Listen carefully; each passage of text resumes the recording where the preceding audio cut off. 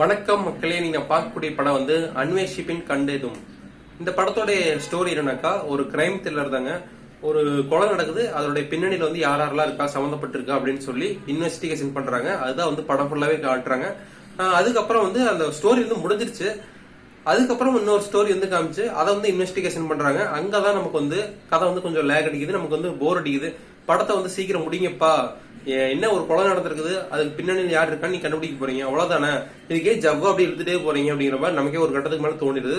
அதனால வந்து படத்தோடைய ஃபர்ஸ்ட் ஹாஃப் வந்து ஓகே, செகண்ட் ஹாஃப் வந்து நமக்கு கொஞ்சம் போர் அடிக்கிற மாதிரி கொண்டு போனதுனால வந்து ஏன்னா நமக்கு முன்னாடியே வந்து தெரிஞ்சிருது இந்த மாதிரிதான் நடக்க போகுது அப்படின்னு. ஆனா அவங்க சஸ்பென்ஸ் சொல்லி மெயின்டைன் பண்ணதுதான் கொஞ்சம் வந்து ப்ராப்ளம் ஆயிடுச்சுன்னு சொல்லலாம்.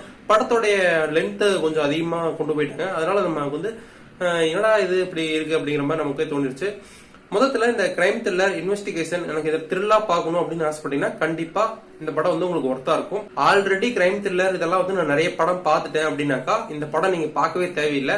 ஏன்னா கிரைம் த்ரில்லர் நீங்க வாட்சே பண்ணல, எனக்கு வந்து ஒரு சஸ்பென்ஸா ஒரு படம் பார்க்கணும் அப்படின்னு ஆசைப்பட்டீங்கன்னா கண்டிப்பா உங்களுக்கு ஒர்த்தான படம் தான். இந்த மாதிரி சப்ஜெக்ட்ல வந்து நான் படமே பார்த்தது இல்லை அப்படின்னு நினைக்கிறவங்க இந்த படம் கண்டிப்பா பாருங்க, உங்களுக்கான படம் தான். முதல்ல இந்த படம் வந்து பார்க்கலாமா வேண்டாமான்னு கேட்டீங்கன்னா, கிரைம் த்ரில்லர் இன்வெஸ்டிகேஷன் உங்களுக்கு ஒரு த்ரில்லா சஸ்பென்ஸா வந்து ஒரு போர் அடிக்காம ஒரு படம் பார்க்கணும் அப்படின்னு ஆசைப்பட்டீங்கன்னா இந்த படம் பாருங்க. ஆனா இன்டர்வலுக்கு மேல கொஞ்சம் சொதப்பலா இருக்கு. இந்த வீடியோ பிடிச்சிருந்தா லைக் பண்ணுங்க, ஷேர் பண்ணுங்க, கமெண்ட் பண்ணுங்க. நெக்ஸ்ட் வீடியோ சந்திக்கிறேன். எல்லாத்துக்கும் பாய்.